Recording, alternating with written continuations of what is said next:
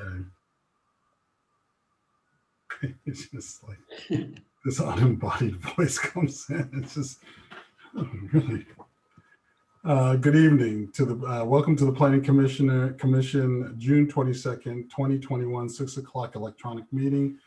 This meeting is being held pursuant to and in compliance with ordinance number 20-A-16, an ordinance to ensure the continuity of government during the COVID-19 disaster. Opportunities for the public to access and participate in the electronic meeting will be posted on the Albemarle.org community county calendar when available. Madam, would you call us to order and establish the quorum, please? All right. Mr. Bailey? Present. Mr. Keller? Present. Ms. Firehawk? Here. Mr. Randolph? Present. Mr. Bivens? Here. Ms. Moore? We lost her. She was here. She was here. Okay. Mr. Claiborne? Here. And Mr. Carazana is not here yet either. Okay. Thank you. Okay, he might be sitting in our waiting room, so just keep an eye out for both of them, please. Since we have a quorum, then I'll call this meeting to order. Are there matters not listed on the agenda from the public, madam? No, there are not. Thank you. And since we have, I don't believe there are any items on the consent agenda. So with that, we are here for a work session on CPA 2021-01, the Crozet Master Plan, the implementation and draft plan review. I'm turning this over to who? To whom am I turning this over to? That would be me. I am Rachel Falkenstein, Planning Manager. Good evening, everyone. Going to go ahead and get in presentation mode here. 1 second. Okay, hopefully everyone can see my screen. We are here this evening to discuss the implementation projects of the Crozet Master Plan and then do a full draft plan review. The purpose of the meeting is to receive commission feedback and recommendations on the implementation projects and their prioritization, as well as the full draft of the master plan. And we'll facilitate a discussion with 3 questions for you all. The first one is focused on the implementation content and the second 2 on the full draft. And we will share these again when it is time for the commission's discussion. As our agenda for this evening, we'll break the discussion into the 2 topics. The first will be the implementation and project prioritization. So we'll start with the presentation and then pause for discussion, and we'll share the question at that time. And then we'll do the same thing with the full plan review. We'll have a presentation and then pause for discussion. So I'm going to start us off with our implementation projects, and I'll give a little bit of overview of the process and the content for you. So we had several implementation engagement opportunities with the community over the past several weeks, and they're summarized here on this slide. We had an online questionnaire that was live for about 2 weeks, where we had 105 participants weigh in. We also held some pop-up events where we took the county van and went out to the community to try and reach people who were on their way to different spots in Crozet, and did those over 2 days. We had a live virtual information session that we held in an evening, and that was also recorded and made available later for reference. And then we had a Crozet CAC meeting on June 9th. Our implementation feedback, this slide provides some summary of the general feedback we've heard. On the left side of the screen, you can see some of the online feedback we've received. We had a questionnaire online where we asked community members to rank the implementation projects, and we broke them into 4 categories. We had capital projects over 3 million, capital projects under 3 million, planning projects, and policy projects. And our top ranking capital project from the online feedback was Eastern Avenue. Our top ranking capital projects less than 3 million was the High Street improvements downtown. Our top ranking planning project was a Crozet shared use path feasibility study. And our top ranking policy project was a residential zoning update to enhance resource preservation. I'll share some general themes that we've heard both online and from the conversations we had with community members. The need for infrastructure improvements has been one we've heard throughout the planning process, and that came up again, especially related to transportation. Community members are really focused on the need for improvements related to traffic downtown and on Route 250. We also heard quite a bit about the need for bike ped connectivity, especially within Eastern Crozet that is currently feels cut off from other portions of Crozet and needs better connectivity.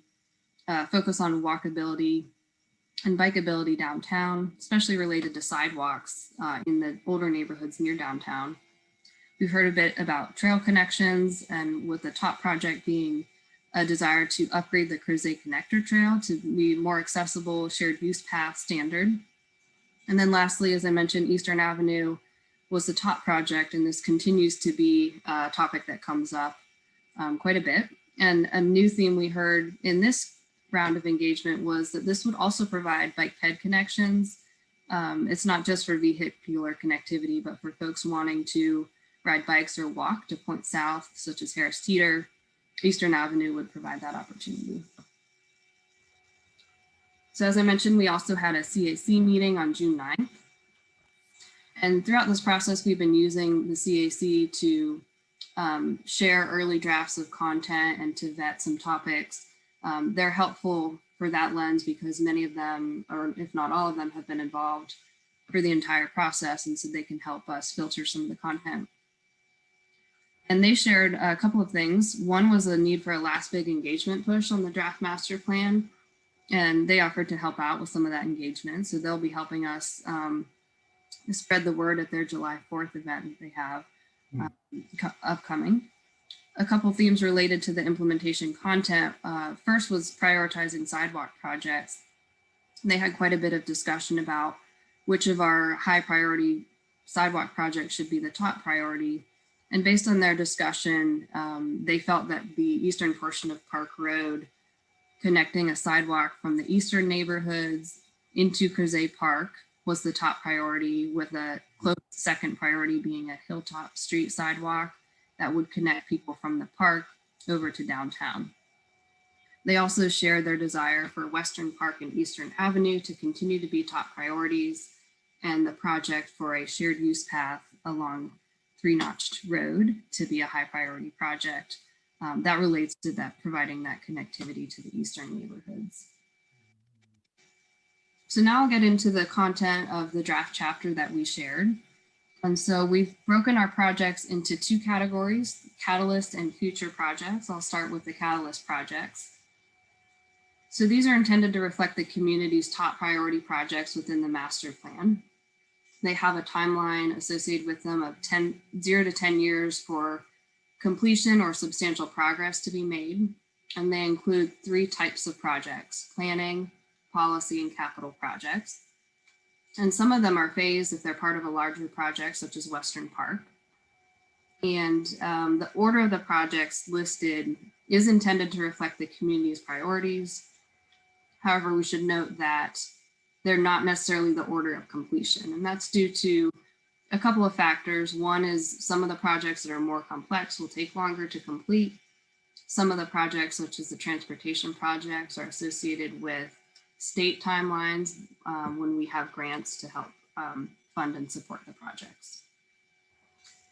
So you can see on page 6 of the implementation chapter, our list of catalyst projects. This table here shows the list. 7 of these catalyst projects are capital projects, which would involve capital investment on infrastructure such as roads or sidewalks, or community amenities such as parks and trails. 4 of them are planning projects, which would involve a future planning study, engagement, or design effort. And then 4 are policy projects, which would involve the update or creation of a new policy or regulation. We also have a map of our catalyst projects. That's on page 8 of the implementation chapter. And these are the projects that have a specific geography associated with them. Some of them, such as our policy projects, don't have geographies and would apply to the whole development area, so they're not shown on the map. I will call attention to, if you can see my cursor, Eastern Avenue. That was the top project, which is 1C. Another important project that we discussed was the Crozet connector trail upgrade. That's 2A. And then the shared use path for Crozet Avenue, the feasibility study, that's project 2B. So I don't plan to go through each of these projects in detail, but they are provided on page 11 to 17 of the draft implementation chapter, and will be available for project specific questions if you have them during the discussion. So the next category of projects within our implementation chapter are future projects, and these are expected to be completed within the 10 to 20 year horizon of plan adoption. And again, they include planning, policy, and capital projects. And some are additional phases of Catalyst projects, such as Western Park. And we'll also note that the timeline could be expedited if funding or resources become available, or if opportunities arise, such as for community partnerships, or if a development adjacent to a capitalist project would occur, then we could see the timeline sped up. Oops, there we go. So we also have a list of future projects, and that's provided on, I thought I had the page noted. Oh, it's on page 18 to 19 of the master plan draft of the implementation chapter. And for these, we have 17 capital projects and 6 planning projects. And you'll see, again, these are in priority order, but wouldn't necessarily reflect the order of completion. They're just to show what the community thought were the top priorities of the future projects. Western Park is placed at the top of this list because it has been such a high priority for the community. And based on some conversations we've had with Parks and Recreation staff, it could be possible that phases 2 and 3 could be completed in less than 10 years if funding becomes available for that project. And so again, we have a map of our future projects. That's on page 20 of the implementation chapter. I'll highlight a few. The Licking Hole Creek Trail is here on project 2B. You can see the solid line portions of the trail are already completed and in place, but there are some key segments that have yet to be completed. Those are the dotted lines. So that was a high priority. Our downtown neighborhoods cultural resources study, which is number 2A, that was a high priority of the community to help identify opportunities to provide historic preservation for some of the downtown neighborhoods. And then a new road type that we haven't done in previous master plans is a rural shared road to provide bicycle connectivity to rural amenities. We're recommending those for Jarman's Gap, which is 5B, and then Railroad Avenue in Mid Springs, which is project 5A. Again, I'm not going to go through each project, but happy to answer project specific questions if you have them later. And then our last category of projects is ongoing projects. And these are the additional recommendations from the land use, transportation, and conservation chapters that don't call for a specific capital project or a specific ordinance or policy update, and often would be done as part of an ongoing county process or project, such as a rezoning review. Other projects that are identified as ongoing are those that are dependent upon factors outside of the county's control for timing. One is the parking recommendations associated with downtown. That project would be expected to occur concurrent with development downtown. And a list of ongoing projects is provided on page 37 of the implementation chapter. And that concludes my presentation. I'll put the question up for the implementation content. So the question is, do the identified catalyst projects support the plan's guiding principles and the county's comprehensive plan? And then do you have any suggested changes to the list of catalyst and future implementation projects? So I'm going to stop sharing and I'll pause for discussion and questions. Thank you. So thank you very much, Rachel. That was very helpful. And it was easier to follow. It was very easy to follow. So thank you very much along with the text. Who has their hand up? I can see you all. So are there questions for Rachel and members of her team at this point? Corey. My one question is about funding, Rachel, and just curious, will any of the federal monies that's coming into the state to local governments, is that eligible for any of these kinds of capital improvement projects? I'm not aware that it is, though I can't speak to that. I'd have to do a little more research and get back to you with a response. But I haven't heard about anything like that through the process, but can certainly look into it more.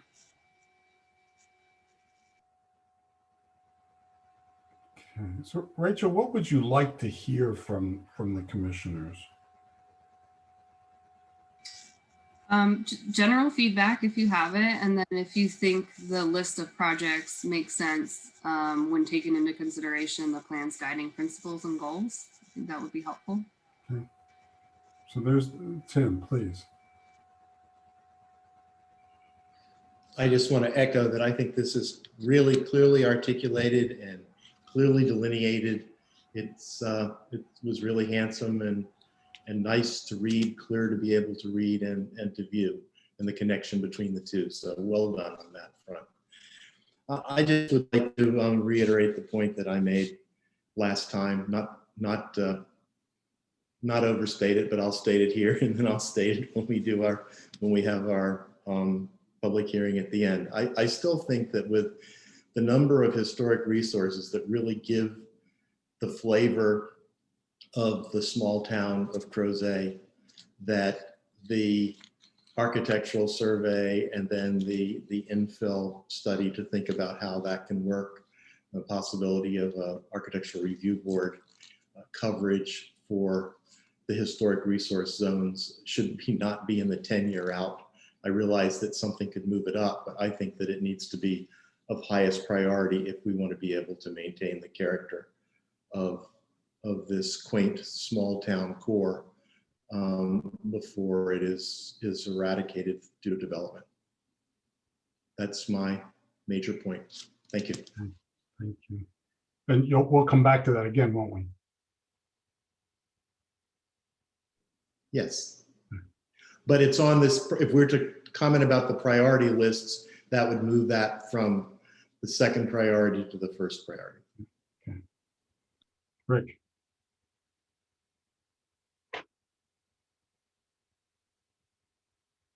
Karen is ahead of me. Karen? Yes, yes, I just also want to echo Commissioner Keller's points that we've certainly raised the bar on master plans with this Crozet plan. I think it's very well done. And just wanted to note a couple of really what I think are important county policies that will be important to enact to make it possible to realize some of the key elements of this plan. And the two things I think, well, let me say three things. And I'll just put in a plug for this. The first thing is echoing on the historic preservation. The county really needs a strong historic preservation ordinance. We really, even just to have something that gets requires permits for tear down of historic structures. I just don't see how we can preserve the historic character of Crozet without that tool. The second thing I want to note is that we are going to be working on new zoning ordinance for the county, and as part of that effort, we also need much better landscaping standards. So as I look at these opportunities for new pathways, and I see photoshopped trees and trees also shown on illustrations to make these green connections to the community possible, it's really important that we have good standards for street trees. We don't have those. And so if we want to have a viable, walkable community into the future, I think that's really important.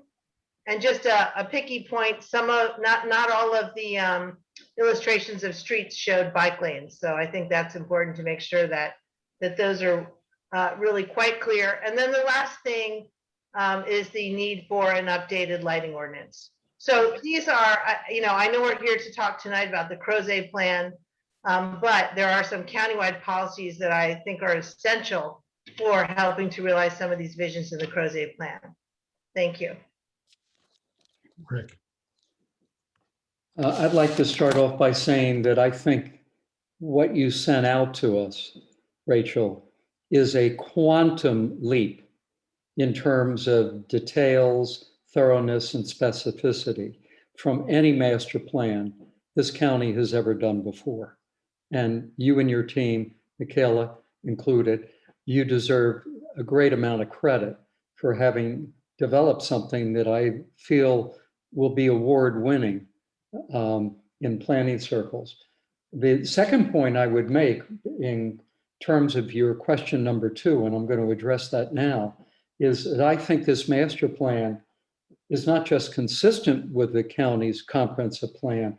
I think it dramatically updates that plan. It brings it into much more of a contemporary planning vernacular in terms of the dimensions that the master plan should be looking at, that the previous master plan didn't look at with a degree of focus and detail. I also want to compliment you on the way you put together the prioritization. The project keys by color and symbol is just a fantastic way for people to access the plan. The only question I would have is when you indicated on page 5 of the implementation plan, you indicate cost estimates and you have ranges there with dollar bills to the left of them. You don't provide any criteria for why a single dollar is 500,000 and below. Why isn't 650, for example? And then the double dollar bill, 500,000 to 300,000. Why 300,000, not 400,000? So you don't need to explain it to me, but I think it will be useful for the public to have some kind of explanation on the cost estimates when they look at the way you've evaluated the projects by cost figures and how that you chose those figures. Just some kind of criteria in there would be useful. I have a lot of comments about catalyst projects, and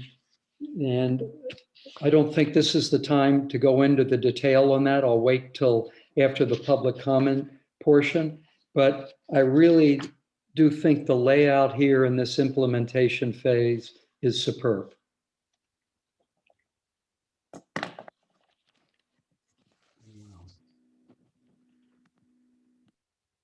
So my sense is, Commissioner, how do you want to do this? Do you want to also shall we go to public now on the implementation and come back later for the other piece? Jenny, don't want, I see you, Jenny, I see you. So after we hear from people on this particular piece, then we'll go out and hear if there's people who have comments about this, and then we'll come back and do the general piece and hear about the general piece and do the same thing. Jenny. Sorry, my video is written, so I can't see anybody. I mean, I see all of you right now. I can't sort of read what's going on. I can hold my comments if you want to wait. I'm having a hard time hearing you. I can hear you, but you're not clear, and I want you to be as clear as possible. Your voice to be as clear as possible.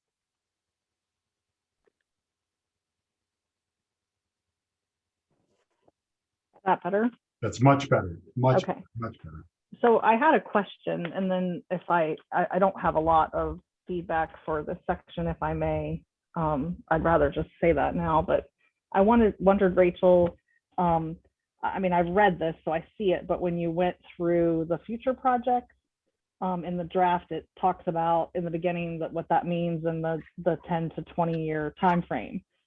And I didn't hear you say that when you went through the review, but I understand you're saying, there's no rule that something can't happen sooner, but these on the future list, that's the time frame. Is that correct? 10 to 20 years? 10 to 20 years, that's correct. Okay. So the comments I have are pretty brief, but when I look at that list and I see the naturally occurring affordable housing survey and recommendations, and there's the other one that's right under that is the downtown neighborhood architectural and cultural resource study. I wonder, it strikes me as odd that they're on that list that's, 10 to 20 years away, when we've had so much conversation and work around the affordable housing topic. It seems odd to me to wait 10 or even 20 years to do, and maybe I'm misunderstanding what that means. And if it's not just an inventory, I just worry that's a really long time for us to wait to look at both of those things, which have been a big part of this review and a big part of our conversation in general. I feel like it's something that should probably happen sooner than later. And maybe I misunderstand what the affordable housing survey is, but I think if we wait that long, a lot of the naturally occurring affordable housing that's in the areas that I'm familiar with will potentially be gone, and we won't be able to study it. If that study is meant to help inform us, I would say I would see it happening sooner than 10 to 20 years. And the same thing with the downtown neighborhoods architectural and cultural resource study. I read that to mean, when we talk so much about the overlay for the downtown neighborhoods, and then we sort of moved away from that, if this was an effort to study and then replace the idea of the overlay, I think something sooner than that time frame makes sense to me. And then the only last comment I had was, when I read the narrative in the implementation chapter about Western Park, I feel like I want more. I want to understand more. I feel like when I read it, and I think maybe just it's with all these projects, when we say, 10 years, up to 10 years for the first phase, or 10 to 20 for the phases 2 and 3, maybe in the narrative we can be more clear about the evolution of, like, for example, the Western Park project. That's from now forward, not the 10 years that already or more that's passed.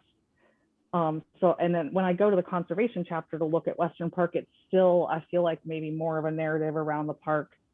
It does talk about that was given when Old Trail was rezoned, but it doesn't talk about the prior planning, and really the timeframes seem sort of missing there. And I think that's an important part to add to that history and conversation.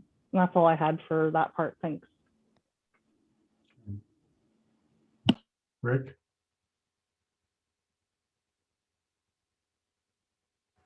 Rick, you're off. You're still muted. Rick, you're still muted. I just wanted to add to Jenny's point that I didn't know we were going to go into talking about specific items at this point, but in terms of future project, I agree that naturally occurring affordable housing survey recommendations, downtown neighborhood architectural and cultural resources study need to be moved into the catalyst phase because of exactly the problem. Waiting 10 years, these studies will become irrelevant in 10 years in Crozet. And I do think when we get over to the catalyst side, and again, I'm not wanting to be here now because I want to hear from the public first, but I think the last 5 of the catalyst projects, all of those are Albemarle County related, and they depend on the county to develop policies which are applicable not only in Crozet, but elsewhere in the county. And I think there's room to try to introduce Crozet specific projects as catalyst projects as much as possible. So anyhow, I didn't want to take time on that, but since Jenny brought it up, I wanted to echo her sentiments on moving both of those to catalyst projects. That's also in keeping with what Tim, I think, is going towards too. Anyone else before we open to the public to see if they're on this particular piece, on the implementation piece? Okay. Carolyn, do you have anyone, could you let me know whether or not there's individuals that want to speak to this piece of it? No, there is no one from the public that has their hand raised at this time. Okay, I'll wait 1, 2, 3, 4, 5. Okay, well then we're going to bring it back, and so then we can dig in a little bit more on the specifics around the list. Thank you very much. Tim, we're back. So if you want to make that point again, which I believe in conjunction with Jenny and Rick, is to sort of make that piece that's now in phase two, to bring it to the catalyst phase, to move it up to the catalyst phase about the historic, let me come to that, so I have the right language on me. If I believe we're talking about downtown neighborhoods, architectural and cultural resource study, to move that from the 10 to 20 to moving it closer to the catalyst phase. Yes, and I think the way it was originally articulated by staff, and I think well done, in terms of different options like ADUs and thinking creatively about how there might be multiple units within a historic house. The affordable housing study really needs to be moved up, and that they really, the way they were presented, and I think the thoughtful way that we're looking at these all over the country, they really are kind of paired. So I think they're very important land use components, as Rick and Jenny noted. And I'll defer to hear what they have to say about the other three that Rick was talking about moving up besides those two. Mm-hmm. Anyone else want to sort of add into that or to endorse that?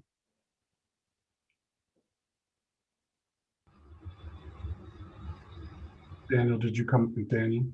Yeah, I completely agree with that. I think it's the thing that struck me as we talk about and supporting is like we get an implementation supporting economic development of the area, and as you read the master plan, it talks about it starts off in the first very much about Crozet is a bedroom community of Charlottesville, and I think I don't want to take it away from the conversation having about supporting the downtown neighborhood, but I think it's related in the sense that we still have learning to do. This is for the next 10 years of what's the effect of COVID and people that are remote workers now, and how does that impact what was once a bedroom community? Is that going to still be a bedroom community? Are you going to have the transportation now? Or are you going to have more people in place looking for places to get out of their house to do, post COVID? I know my company has went completely remote, and we don't have any intent. We don't have currently intentions of bringing people back in the office at this time. And I know I'm small, but I think that's a possibility. And if it's not, from my review of other CEOs and others, the kind of prevailing wisdom is that it would likely go to hybrid and not fully in person. So you're going to have at least a few days of people that would be naturally leaving, staying. And so I think that just lends credence to the downtown and affordable housing and promoting that higher, because we are in a transition as a neighbor, as a country, as a county, about people's habits with the relationship to being a bedroom community and transportation.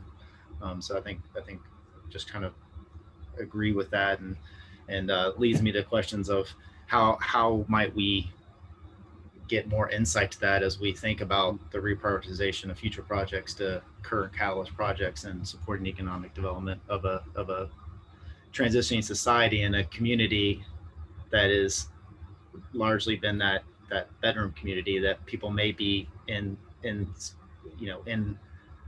the enclave of the community more than they have been in the past. And that's going to change how we think about the prioritization of these projects.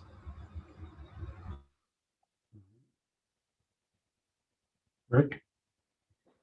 I was going to say that we can get into a robust discussion about those 5 items on the catalyst list, the bottom 5. What I would say is Jenny and Tim and I have proposed that we move things over to the catalyst list. There's another thing that I really don't feel should be on the catalyst list.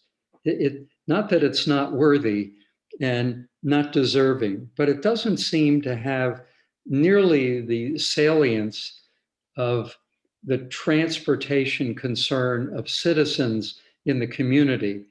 And, what I'm hearing from the community are transportation projects, sidewalks, and bicycle lanes, being able to safely move people through an increasingly congested and growing community. And I just don't understand the 3-notch trail feasibility study with everything else on here that's a catalyst project. It's a low-cost study, but I would liken it that if we were to fund this in the next 10 years, without funding from the city of Charlottesville, without funding from the county for the trail to go through the Samuel Miller district, it doesn't really strike me as making a lot of sense that one funds just the Crozet portion of the feasibility study when there's so many other things that are financially needy for those dollars out there. Now, for example, in the future list, 2A talks about a need for sidewalks. And I'm balancing here sidewalks in downtown Crozet versus 3-notch trail feasibility study. Which one do I think is going to be more important in terms of having an impact immediately for the safety and welfare of people in Crozet? So I really see that project as something that should be on the 10 to 20 year list, and that we move things in its place, as we've already proposed moving 2 items up, and maybe moving a sidewalk project there in turn. The last 5 items, again, I would just reiterate, these are all projects that require the county to develop a countywide policy and program. There's no sense in building a transit stop in Crozet unless we have a transit system of which Crozet is a part. And we're not there yet. We talked about that on the board 6 years ago. And we're not there still because there's so many other priorities for the community. So I think it's really important for us to be mindful of what the projects that are going to have the greatest bang for the buck immediately in Crozet to change the equation in terms of updating and extending ease of transportation around Crozet and safety of transportation, either by foot, bicycle, or automobile. Can we get right? Can I solicit reaction to what Rick is posing? So I got 1 thumb up by Tim. That's a thumb up, right? Yeah. Okay, that's a thumb up from Tim, a thumb up from Luis, from Daniel, and for Jenny, and from Corey. So if I'm hearing it, I'm hearing from downtown Crozet district zoning updates all the way to the Crozet transit plan. So that's sort of 2B, 1B, 4E, 4C, and 3C, and 3A to shift those over to the longer term. Rick, I'm looking at you, I need a nod. Okay, and then under the other conversation that we were having, to shift from page 18, 3A and 2A over to the catalyst projects. I'm looking for some kind of acknowledgement here to move those over to the catalyst projects, along with I guess 2A, which would be the priority sidewalk connections, if that's what I'm hearing, because that sits directly, and that's also on page 18. So on page 18, to look at moving 2A, 3A, and again 2A. There's 2 2As. Oh, that's in the areas.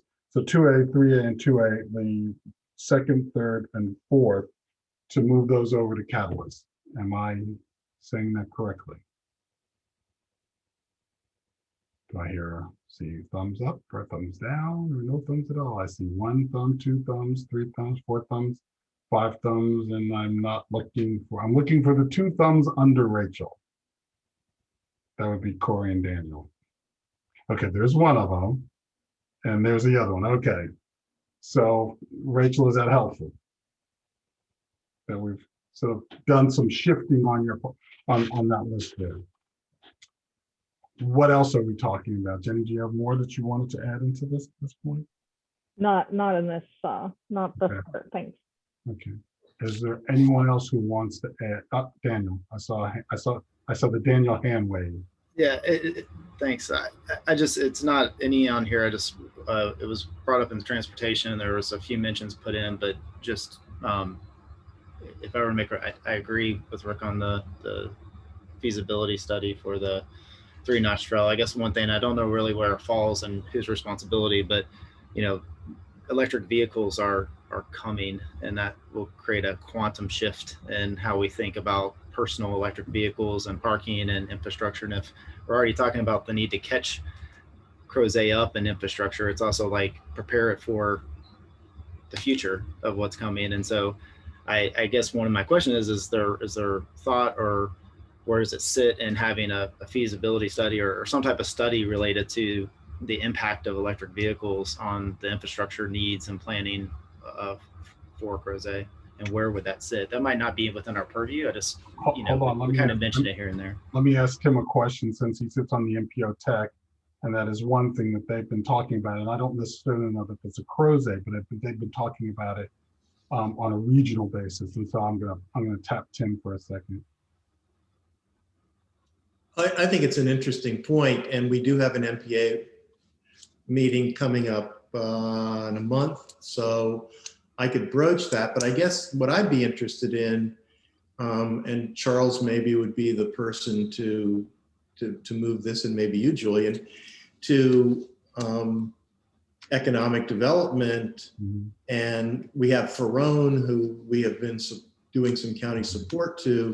And so is there a central location, or could a portion of that somehow be worked with so that there could be a designated area, and that could, that they would be interested in, that then it could actually be articulated in this plan, because we would be, that where we're saying, look for a place, and then that would be something that could be possibly implemented as a first stage, a major docking station, if you will, in that greater downtown area. Just a thought building on Daniel's. Mm-hmm. So to extend that a little bit, I'm looking at Rachel here. So as we talk about the Barnes Lumber project, and I'm looking at you because, you know, is there conversation, or is there room in that discussion there to talk about the kind of charging pods that Daniel's referring to and Tim's just referenced? Or is that something we're not allowed to get involved with there? I'm not sure if the developer is considering charging with that development. I'd have to look into it. Okay, so that may be one place that we have the quickest leverage, if in fact, and that may in fact be, as Tim's suggesting, bringing somebody like Roger into this conversation to see if there's some way to sort of leverage the discussions that are going on in that redevelopment there about having building space in for that kind of facility. And so, Charles, if you and I can have a conversation, or perhaps think about how to rope Roger into that, because that may get us there at a quicker pace. Is that what you're sort of considering, Daniel? Yeah, Tim. Yeah, I think, you know, if we look at one of the biggest economic, you know, the tourism and everything else coming into, these people are coming, and, you know, and in general, I mean, General Motors, Ford, all of them have major targets for electric vehicle penetration, which will change the way, you know, the concept of a gas station has probably a 10-year lifespan, depending on what side you fit on. So, you know, if we're talking about 10 and 20 years out, what is the impact of that on this, and where should we have some studies and thought about how that, what does that mean for our infrastructure planning for this area? I can share with you that on the continent in Europe, filling stations have already discovered that if they put charging stations in, they actually make more money, because people coming, charging, and then eating something, or charging and getting something else. So they've actually watched those things which have higher margins take off the shelves, just because they put 3 or 4 charging stations in, and people have to spend, you know, 20 minutes, because they also have a higher percentage of rapid charging station coming in and sort of looking and having snacks. So what you're getting at is, what you're suggesting, Daniel, is actually playing out in some parts. Rick. I would echo that.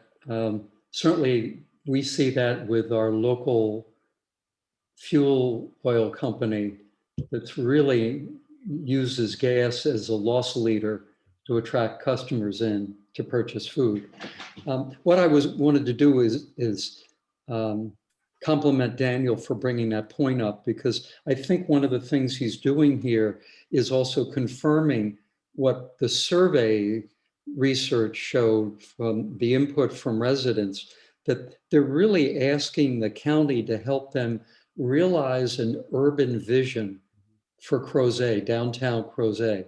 They didn't use those words, but reading through the lines here, that's what they're really asking for.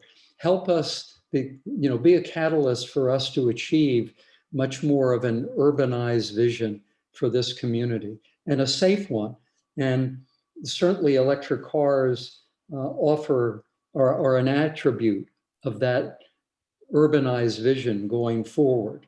And so I think that that's going to be an increasingly important point and part of it. I would also add that Crozet is ideal given the amount of resources going into bike ped, that e-bikes, which is the fastest growing segment right now in the bicycle business, that one should not only think about charging stations for cars, but also charging stations for e-bikes that are there.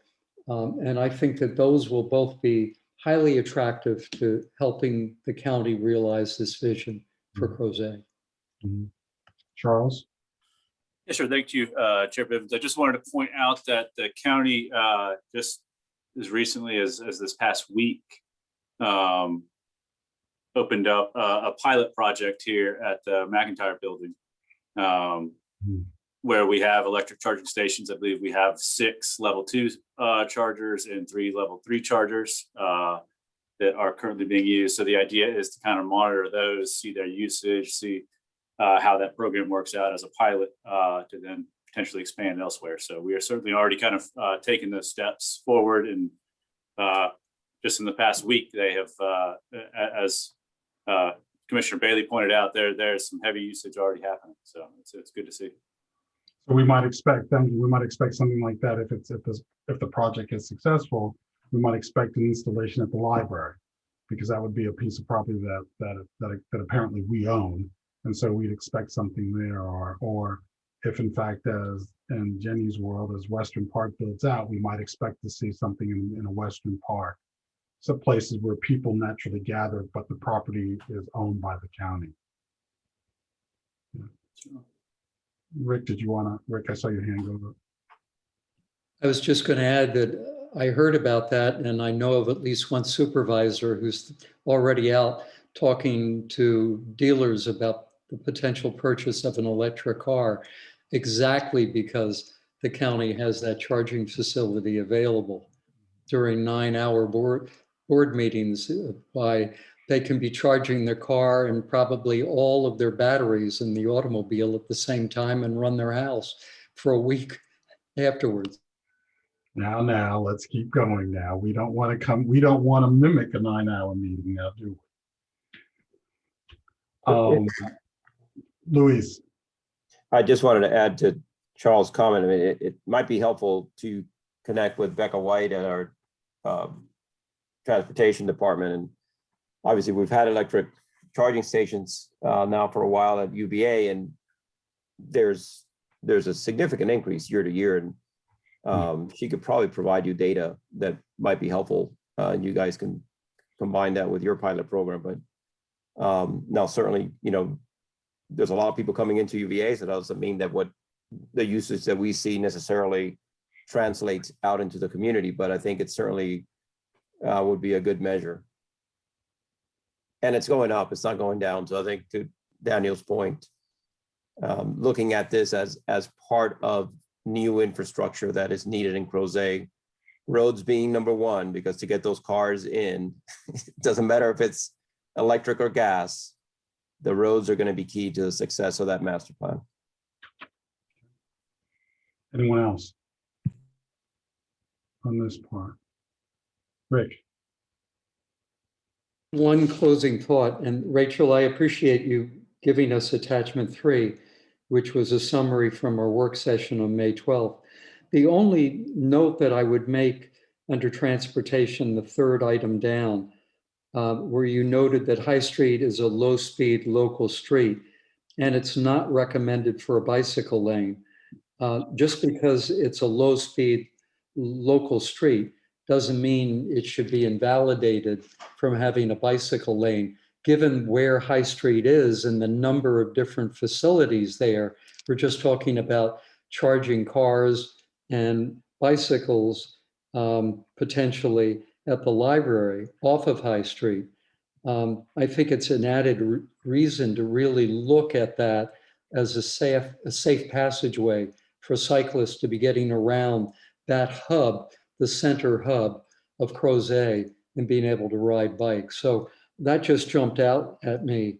And I don't know how it came to pass that that was said and Jenny or I did not pick up on this, but I did want to just cite that even if it is a low-speed local street, to ensure safety and the comfort of people going to these facilities and using a bike, then the more we can have bike lanes, the better.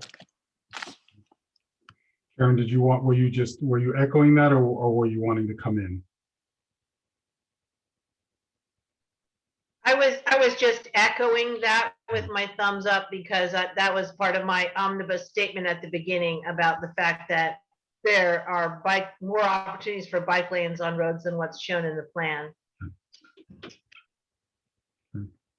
Then I will just sort of add with a couple of things. So the attachment 3 I thought was very helpful.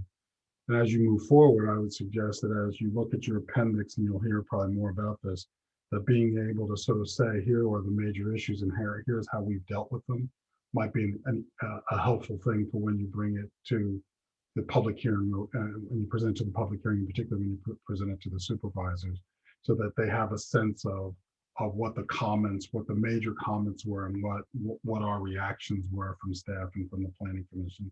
That would probably be a helpful tool. The other thing that I thought that might be helpful, two other things I thought might be helpful, is to have some sense of what the staff time that's involved in some of these projects is, what that might be. Because while we see the sort of spent costs, I think it would be helpful to know what the baked in cost, or what the inherent costs would be, sort of fully loaded sort of expenses, times and days. And that way, I think it certainly would give, when the supervisors are wrestling again with the priorities, that they have some sense of really, if we say yes to this, how much are we sort of putting on everybody's back to get that done. And then the last thing that I would offer for consideration is to have some sense how this particular small area plan, the Crozet plan, how its investment, its book of investments, potential investments, compares with the other ones, so that people have a sense of what are we doing sort of writ large across our small areas vis-a-vis our master plans. So that's not just looking at it as an isolated set, but looking at how do these items line up across the county, because each of these, while they're all wonderful, they also have an impact not only on your time, but also on the CIP and how funds are allocated across the county. And I think that would be something that would be helpful at the next level of review up. So those would be the things that I would sort of bring to that. Anyone else? Take us to the introduction and further on, then Rachel. Unless you have questions for us that you want clarified before we move on. You're Michaela. No, I think we're ready to move on, and Michaela's going to cover this portion of the presentation. Thank you. Just one moment as I pull up multiple screens. I'm Michaela Arcardi. I'm a senior planner in the planning division. It's nice to see you all this evening. I'm going to take a step back now for the second part of our presentation to talk about the draft Crozet master plan.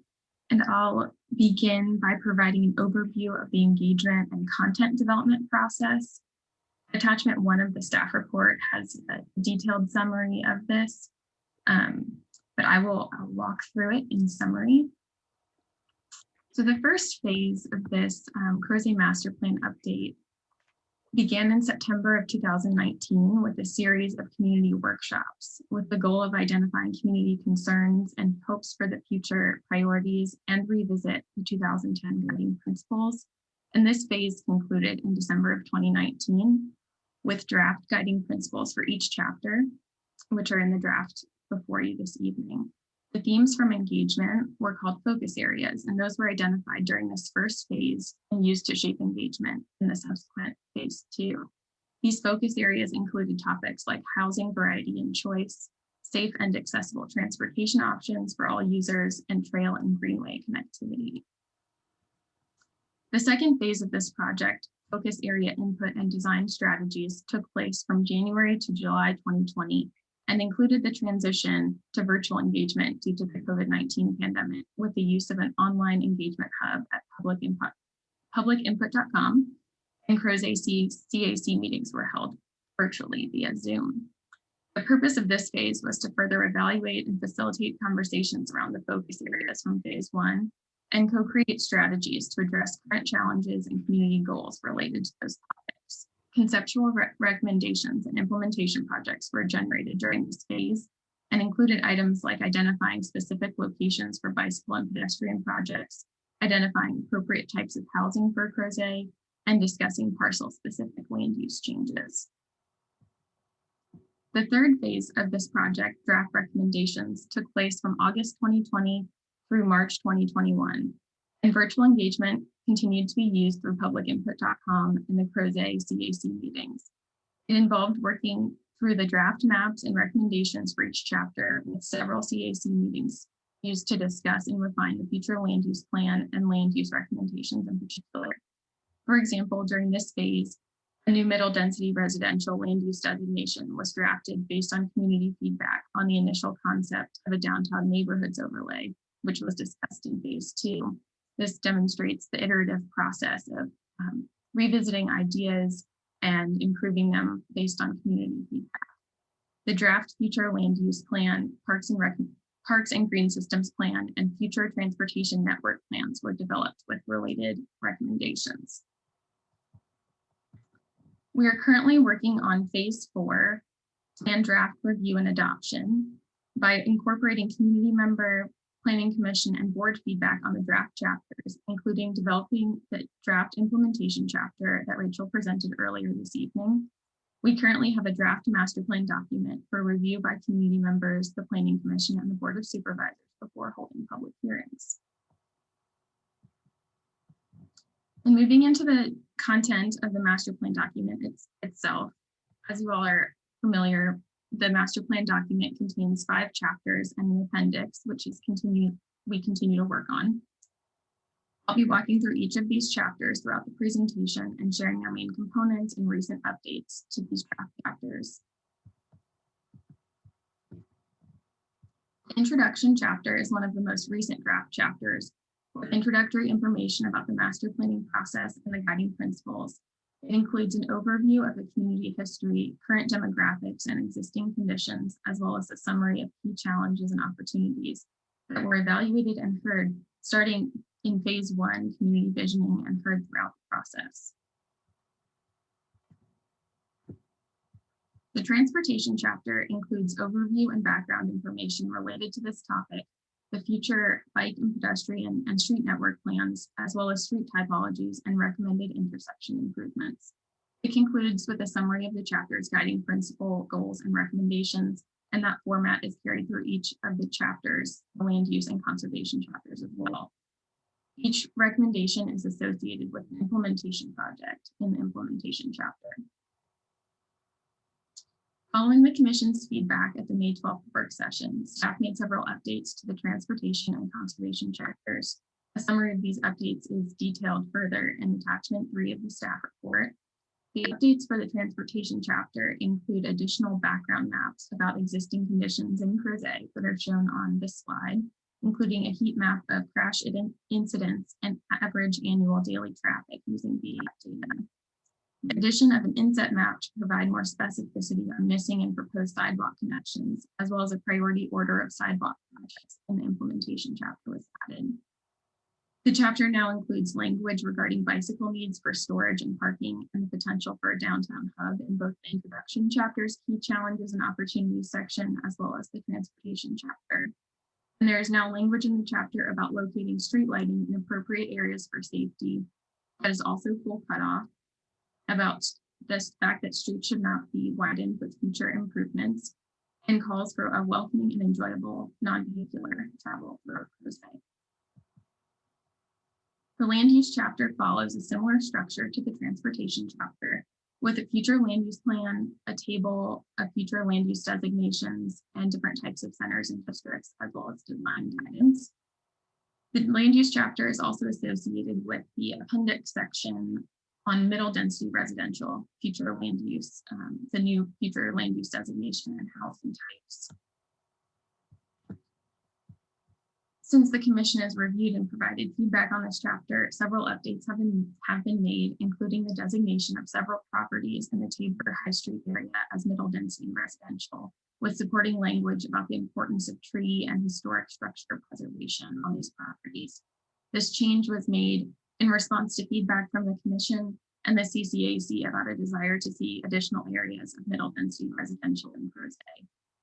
Applying the middle density residential land use to properties in the Tabor High Street area was supported by the majority of CAC members who shared comments about this change. Not everyone shared comments. Those are the ones we've heard, the majority of the ones we've heard. The property owners of this area do not support the middle density residential designation. There's also additional land use and housing infographics in the introduction section of this chapter that were not in the previous draft. And there's a new recommendation to explore opportunities for community and rooftop solar projects with development downtown and in the employment district to align this plan with the county's climate action plan and goals. And then moving along to the conservation chapter, it follows a similar structure to the two preceding chapters with a narrative and maps on biodiversity, natural resources, and green systems, as well as cultural and scenic resources. Again, several updates have been made to this chapter following the May 12th work session, including the addition of a tree canopy map and an updated narrative, a map to show regional recreational opportunities and future connections to them. There's a new typology of parks, school recreational areas.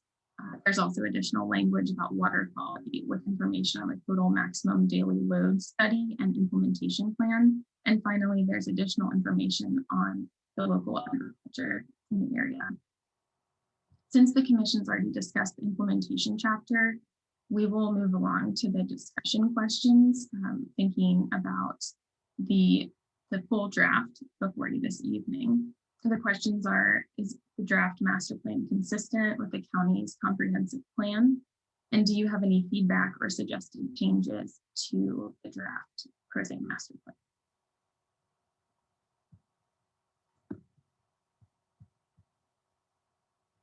And I'll stop there. Okay, thank you, Michaela. And so could you say again what you're expecting to hear from us, please? Consistency with the county's comprehensive plan and any recommended changes to the draft document. Recommend changes to the draft. Okay. We clear with that, folks? Clear with that? All right. Did I see a hand? Where's Jenny? Jenny, are you there? I see your name, but I don't see you. Well, Rick, why don't you go while we see if Jenny's coming back to us. I wanted to answer question number 2, which I've already answered previously, but I just want to reiterate that I think I would submit this master plan is even more detailed, more thorough than the Pantops master plan is. That I thought that was an outstanding update of a master plan. And what you and your team are doing, Rachel and Michaela, is you're giving us a taste of what the fully updated comprehensive plan is going to look like, which is exciting because these master plans have much greater specificity, much more detail, much more prioritization, much clearer picture, especially adding as the chair has recommended, an idea of the amount of staff time that will have to be invested that will help guide boards going forward over the next decade in terms of making choices and decisions as to where money should go. The one thing I do want to add a cautionary note about is there's a change in the land use section on page 5, and it's under rural context, and it's the word independent.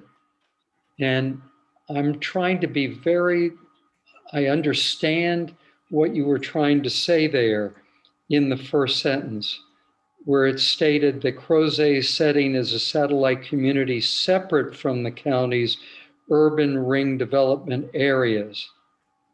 And from this standpoint, it is similar to the village of Ravenna, which is also a satellite community. Now, that statement goes on to say, it makes it important that the community develop in a way that allows it to operate independently.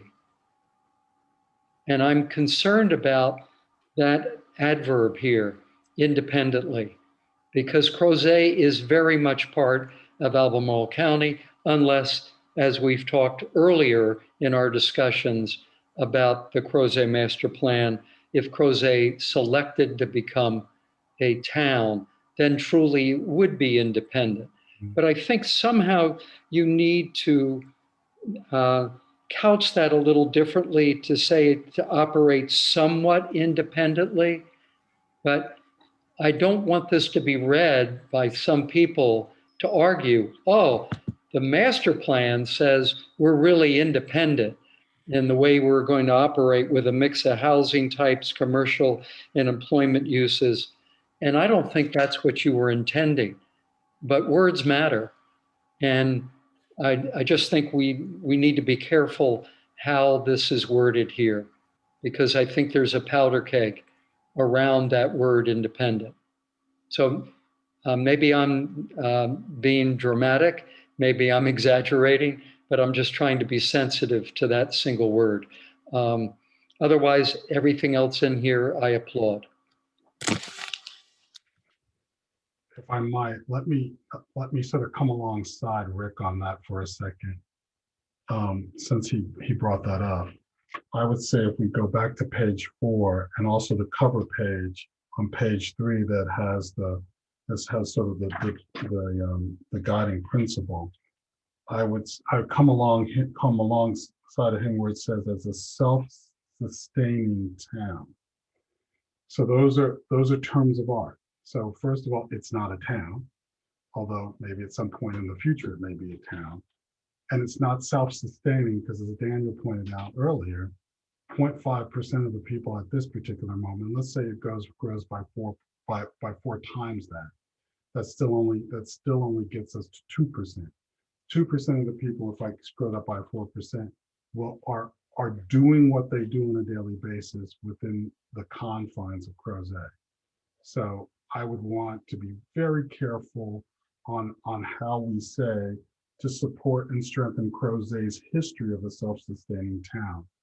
At one point, Crozet was a place that fed us, whether or not through produce, through frozen food, through cattle and those kinds of places. But the agribusiness that took place in Crozet actually did have sort of an internal economic system to it.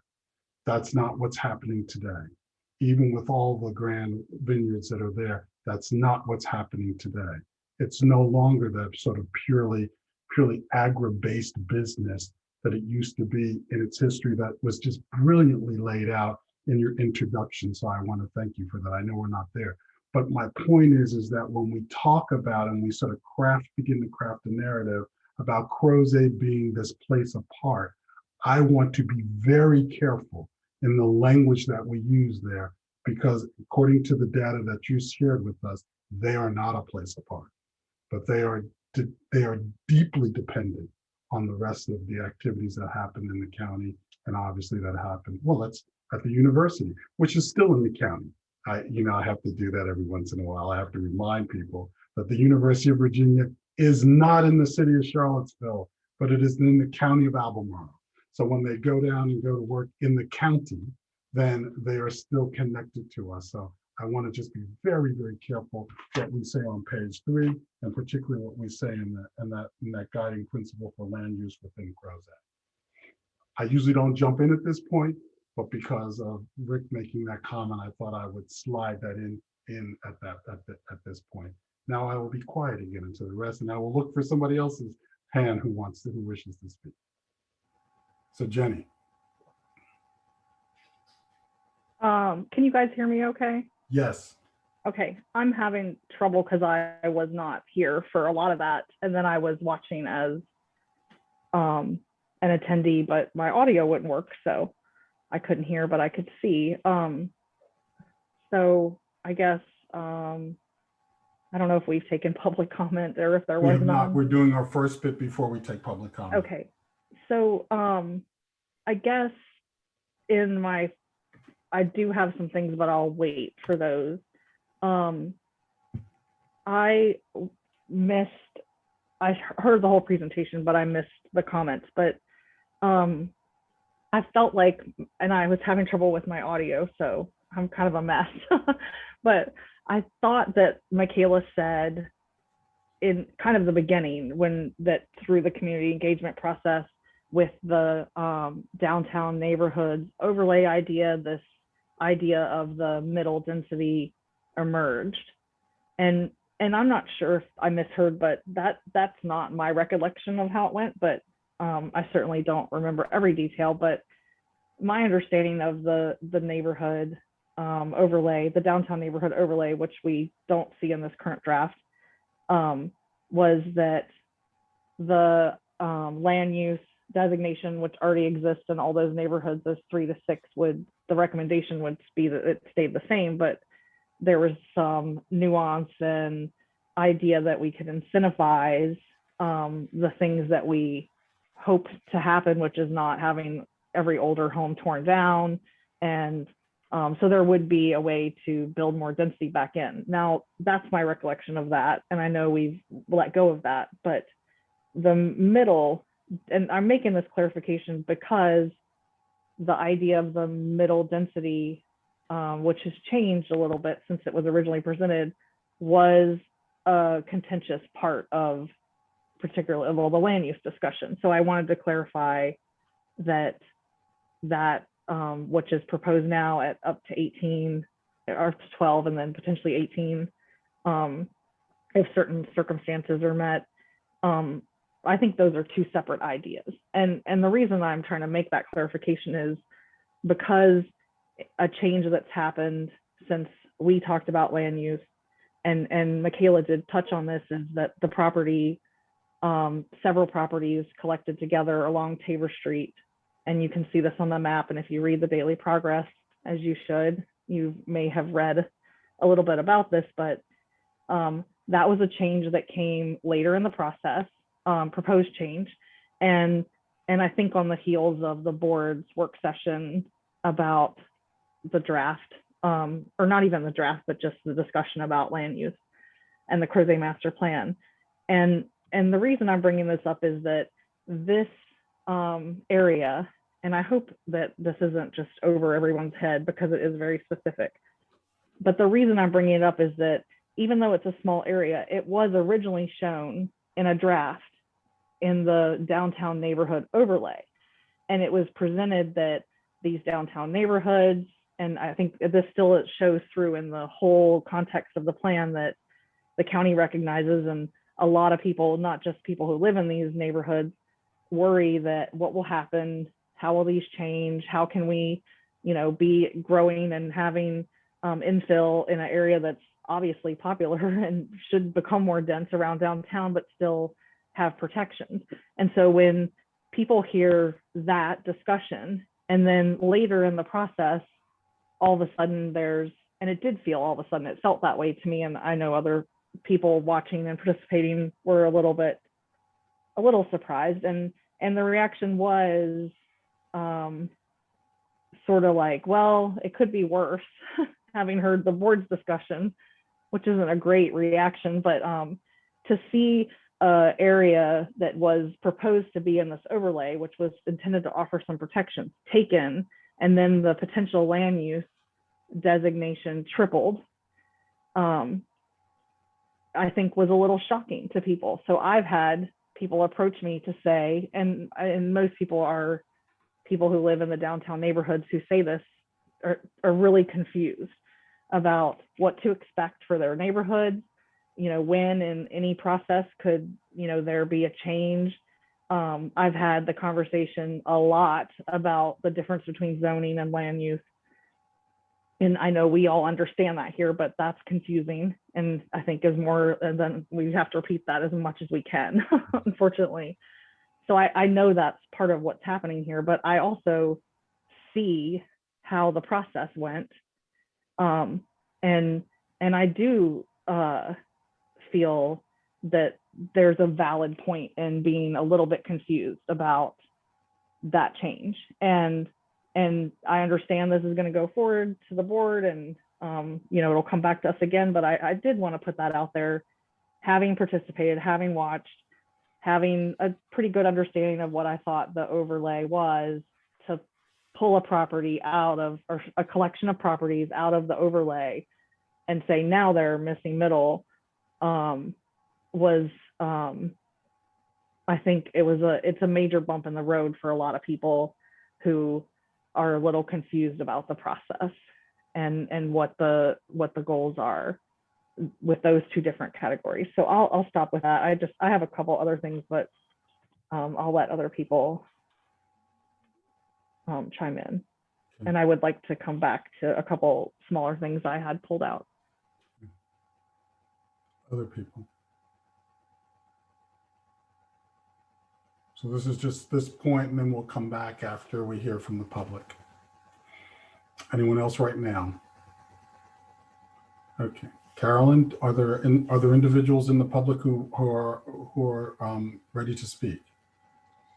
At this time, I don't have anyone.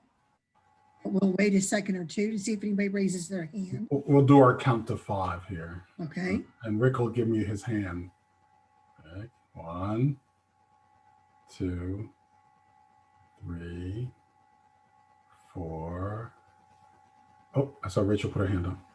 5. Okay. I don't have anybody with their hand raised. Fine, then we'll bring it back and we'll continue our conversation. Jenny, did you want to continue? Sure. I have a couple other things, but I do want to make sure I say this because I haven't said this and others have said this, but I really do. I'm going to say a couple things in a minute that are, that's more difficult feedback. It's difficult to figure out the right way to say it all. And before I say that, though, I do want to say that I think that as a whole document, I think this is amazing. I think I think this sets us up to have even better master plans across the county. And to get to the main question, I really do think this reflects the county's comprehensive plan. I think that this has been a difficult process, and the amount of creativity and engagement and staff willing to, hustle to make things work in a time where we can't get together and we're trying to engage the community has been outstanding. And I really do mean that. And part of what I want to say about some feedback and the community engagement piece is that it's not for a lack of opportunity. I mean, it's been a little different for us, but there are certainly ample opportunities. You have an attachment that shows all those. And there's still more, opportunity for people to participate and learn. And I think that also on the point that this sets us up, I think, to have this amazing expectation for other master plans that are waiting to be reviewed. And that's why I want to say the hard thing to say, which is that while I do think this plan represents it's in line with the comprehensive plan, I think that for a lot of community members who participated, it doesn't necessarily represent their feedback. And that's not across the board statement, but it is certainly true about, some more contentious topics. And and I'll say, and I hope people know I understand this already, but I'll say it, that I know that when we have people participate, it's not representative of the entire community. I know we have people who, you know, across all the, you know, plans and all the interactions we have tons of people who don't participate for a variety of reasons, and that's always a problem. And I have no expectation that a group of people that self-selects and chooses to be the most vocal should drive the way we craft a plan. I don't think that at all. But I do think this process at times has been really challenging for community members and for staff. And so I wonder a lot about what we could do to make that better for everyone in the future. And I don't have any magic answers, but I do think that setting up maybe more clear expectations for what people should expect. And so, and when I read because what we don't want to do, even though we want to enhance engagement and we know we aren't reaching everyone, is have people leaving the process. And we have that happening. And I do believe a lot of it's just because some people aren't in for the long haul. But I think that some of the things that have gone on or people tend to pop in at parts that are most important to them. But I know over the years, talking to older residents who have been here longer, there are a lot of people who don't participate in this process who say, well, I read an article or I heard a little bit from my neighbor, and this process is why I don't participate, because I did it in 2010 and I'm not doing it again. And they watch this happen. And so I wonder what we could do to fix that to the extent that it's possible, or to have people who participated here hang on, buy in, you know, become people who continue to participate. And when I read the very first page of the introduction, the about this plan and the community engagement plan drafting, I wonder if that's all really true. And I don't say that to be mean or to, you know, cause a problem, but since this is a draft, when I read that, I don't know that I would say that's been my experience, or that's the experience of the average person who participated.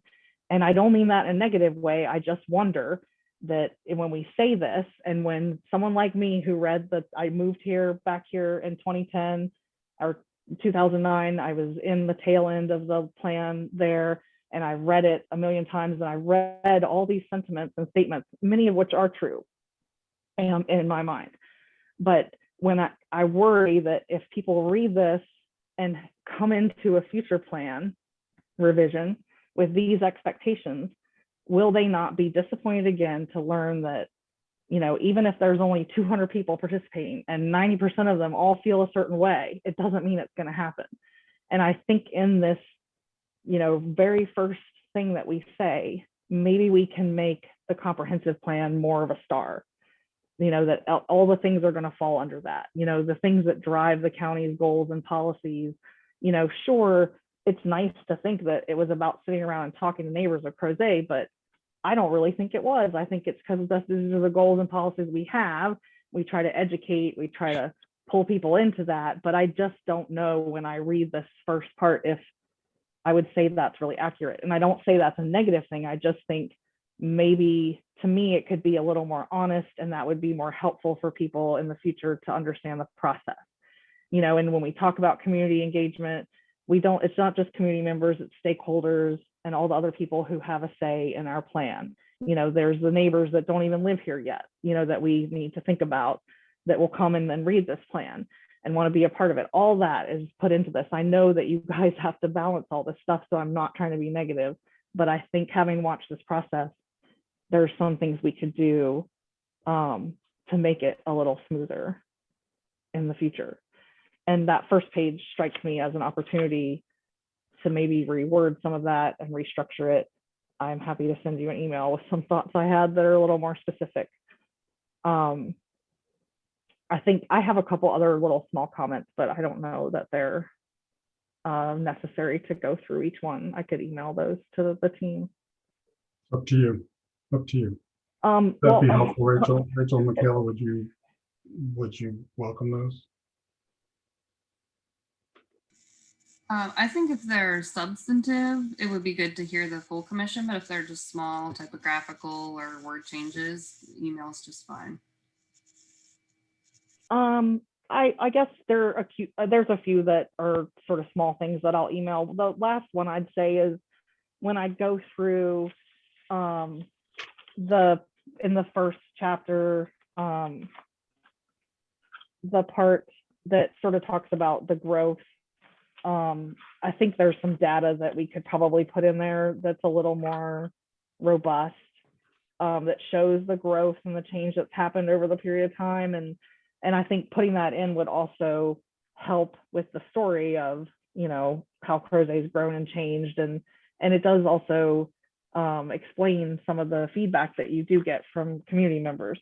And then kind of along those, and I can send you a little more that I wrote out about that, kind of along those lines is what I see when I look at the image, and it's page 11 of the draft introduction, where it shows 1957, 1974, and 1990. I mean, maybe this is just because it's the draft, but those images are really hard to see. I know it's showing growth. I have no idea why it stops at 1990. I think that picture is sort of how I feel when I read some of the data sets that you all show in the narrative that leads up to that, is that you have more there, I think, that you could provide that tells the story. And there's better images you could have here that bring us up to, I would say, at least 2020. I mean, you have a picture of the mural being painted, which has happened in the last couple of weeks. So I feel like we could show a more current image. It's a set of 3 that's just showing the growth. So you have a lot of good images. I think that's probably not one of them. That's all I have. I'll email you the other little comments. Okay, thank you. Thanks. Other comments or feedback, additional feedback?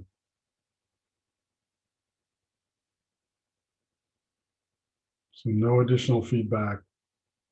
I think we can agree that this, I'll get a head nod, that for the first question, or not for the first question, but for the question on whether or not it's consistent with the county's comprehensive plan. Do we have thumbs up or down, head nod? So, okay.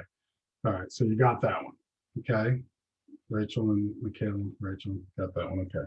Do we any feedback or suggested changes to the draft? What we've heard from Jenny and from Rick, did you give feedback? Yes, you did give feedback on that.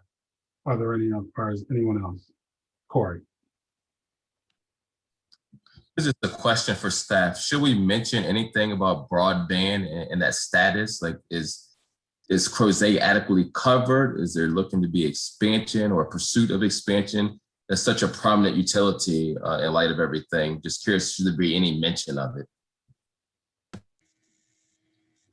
That's a great point. Not something that has come up previously, but I know the county's doing a countywide effort to expand broadband, so we could look into that a little bit more. I don't have any information right now about broadband access, although anecdotally, people tend to have connection issues from time to time, as we've seen on our virtual meetings. So. All right, others? Anyone else? Luis. Yeah, I think that's a good point from Corey, and there are some improvements going on in and near Crozet. So there's the utility company that's providing of Firefly, and so I'm not sure that whether that covers all of Crozet, but it's a good portion of it, and that's being expanded. So it's certainly a good topic to perhaps understand what areas are being improved now or access to broadband, and then what areas are still potentially lacking. Okay. Anyone else?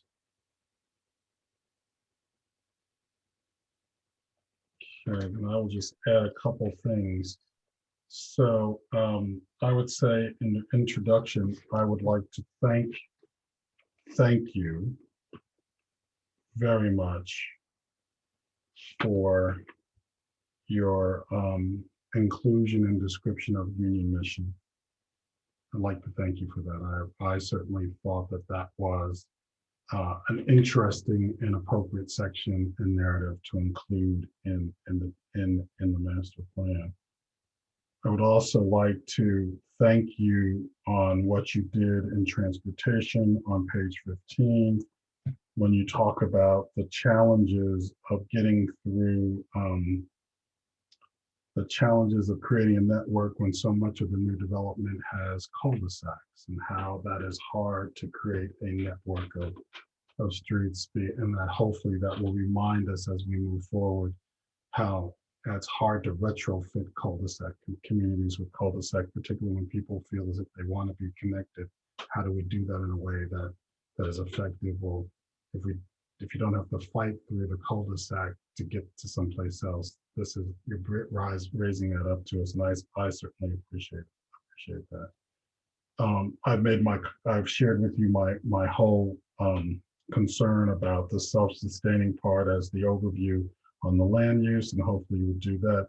I also think that it became clear under the land use, and maybe this is a piece that might be in the appendix if you deem it appropriate, that there isn't a lot of land to create jobs.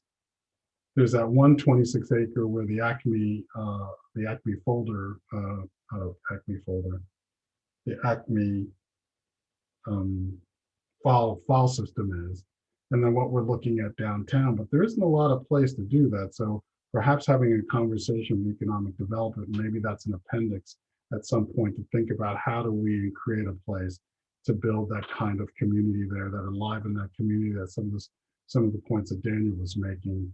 What are those options? What are the possibilities? And that might be something that we think about including that.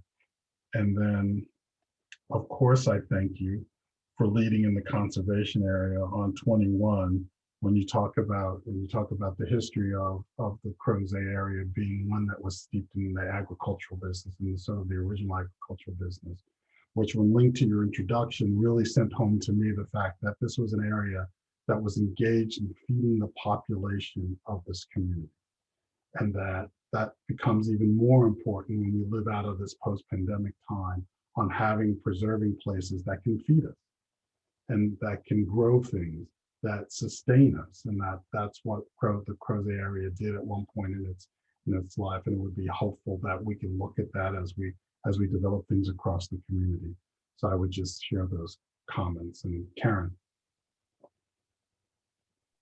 Yes, I'm sorry, I can't tell you what page this is on because I have a tiny, tiny laptop on the road. But I just wanted to add really quickly, first of all, thank you so much for saying lots of good things about trees, because they do add a lot to community livability. And I know the staff know that very well, as do all the commissioners. But just a quick point.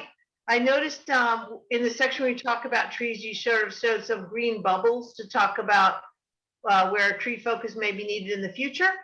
And one recommendation I have is to consider the fact that it would be worthwhile to do a detailed tree canopy map for Crozet. And that is something, honestly, my graduate students do that for small towns every semester. So if that's something the county would like, we could probably take that on. But as the canopy ages, it will start to die, and trees die just like all of us. And I want to make sure that as we look at making Crozet walkable, and also to have a vibrant and thriving downtown, that we have some strategies. I mentioned earlier standards for tree planting, but we also need to have a plan to monitor and evaluate the condition of our street trees, and then also to ensure that they are planted into the future. And that includes engaging with the community and planting in their backyards and their front yards. So the average urban tree lives less than 9 years. About 50% of urban trees don't make it past 9 years, and that's because of the rough conditions that they're in. So in order to keep Crozet cool and comfortable as the South continues to heat up with climate change, and to facilitate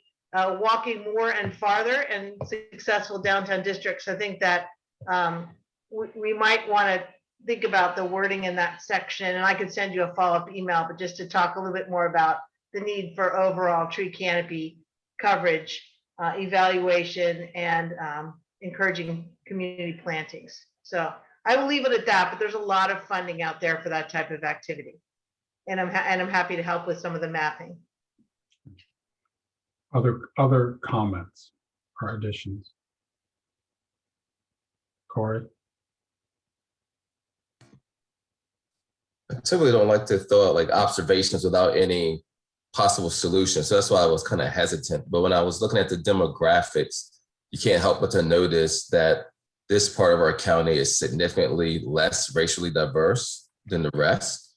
And we know the richness that comes from cultural diversity within their respective communities. I'm not sure if that's an opportunity or a challenge, but I feel like something should be said. I'm not sure how to really address it though, but perhaps there is an opportunity for us to enrich that as we look 10, 20 years into the future as a master plan does. But I don't really have an answer how I would, if I were you, how I would pin that. I don't really have any constructive advice. Well, it's just an observation that I think is worthy of just further deliberation, I should say.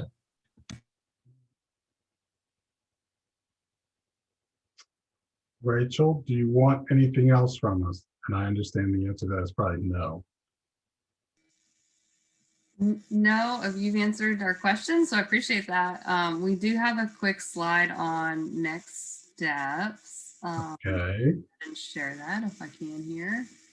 1 second to pull it off. I had a lot of attachments. And I hope you're hearing that all of us, each one of us without exception, thought the work was absolutely hit a whole nother level of, established a new level and was done in a way that was absolutely easy to receive. I will say, whoever did your narrative, this is, technical writing can be dreadful to have to work through. And this was not a dreadful piece to write. So however you crafted this, I think I would say from myself and from others, if I can extrapolate, that this would be, you've got a good team, a good writing and editing team. And so we're talking about some things, some of it's about the process piece, which I think you were well aware of and had it sort of supported by Jenny a bit more. But as far as the project is concerned and this draft is concerned, you have done, I would say, exceptional work. Well, thank you. I appreciate that. It's definitely been a team effort, full team working on it, and then community putting a lot of time in as well. So thank you.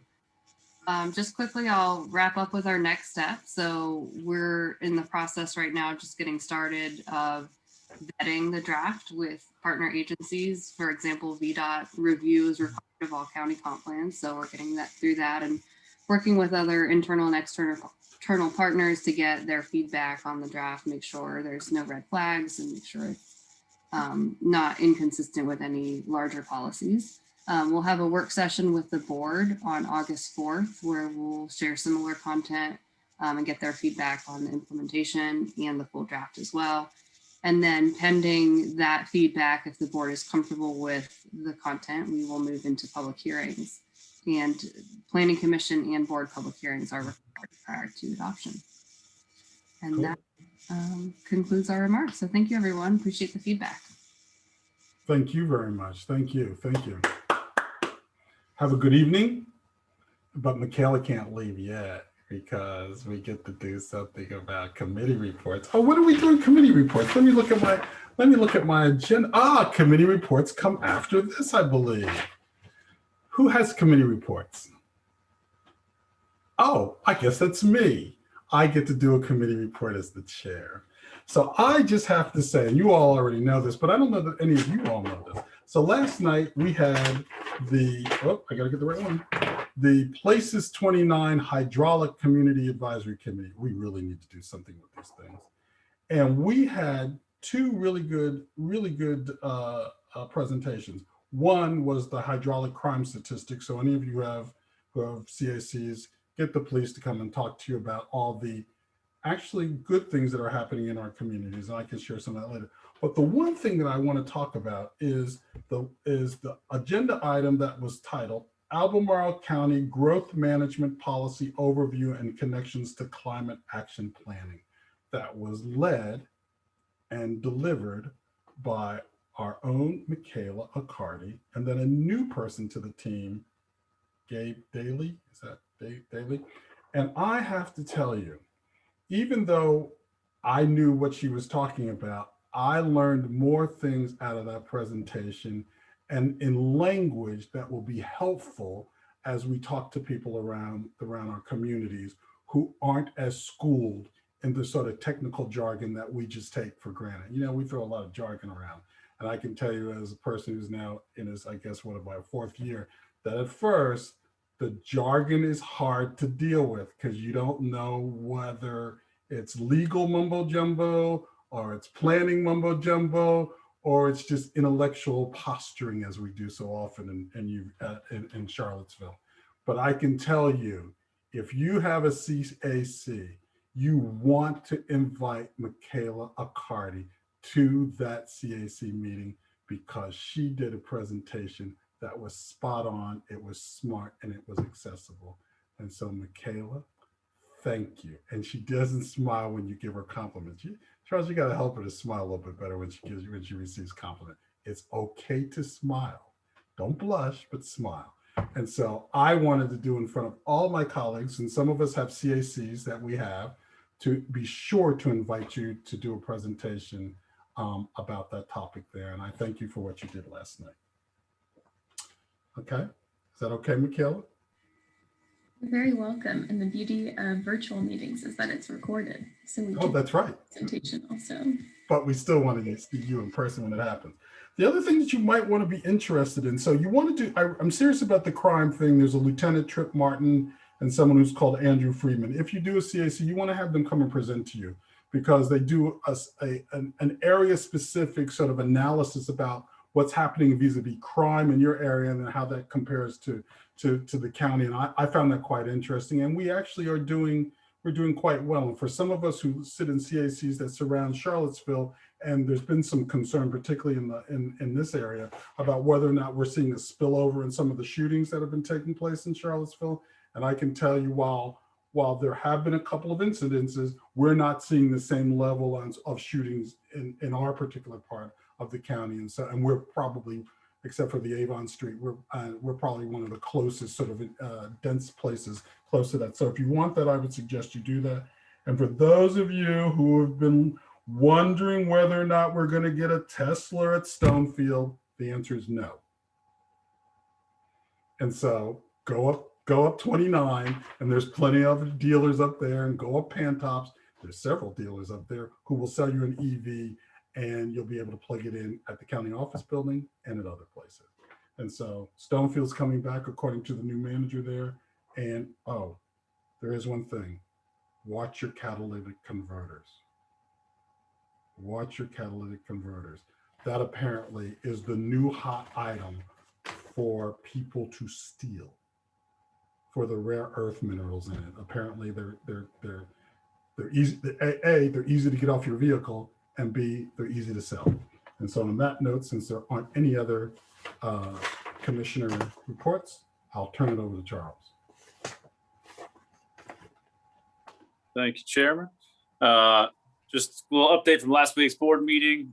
We came very, very close to adopting a new housing policy. It'll be coming back to the board, I believe, in early July with a little more detail on incentives. Hopefully we will get that adopted then. And the board also approved of the Midway Solar project that came before this board or this commission a few weeks ago.